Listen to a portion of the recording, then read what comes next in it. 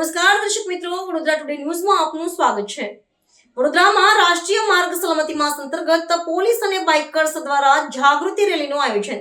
વડોદરા શહેર police commissioner Narsinh Kumar અને અધિક પોલીસ કમિશનર ડોક્ટર લીના પાટીલની સૂચના અનુસાર હાલમાં ચાલી રહેલા રાષ્ટ્રીય માર્ગ સલામતી માસ 2024ની ઉજવણી કરવામાં આવી રહી છે।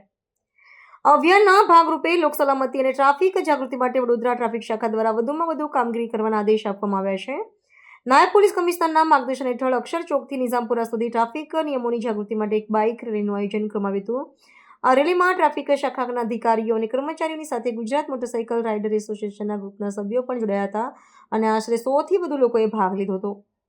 આગામી દિવસોમાં પણ રાષ્ટ્રીય માર્ગ સલામતી માસ 2024 દરમિયાન વડોદરા શહેર ટ્રાફિક શાખા દ્વારા વિવિધ પ્રવૃત્તિઓ હાથ ધરવામાં આવશે, જેમાં ટ્રાફિક અવેરનેસના વિવિધ કાર્યક્રમો, ટ્રાફિક એન્ફોર્સમેન્ટ અને રોડ સેફ્ટી એન્જિનિયરિંગને લગતા અભ્યાસ જેવા કાર્યો કરવામાં આવશે।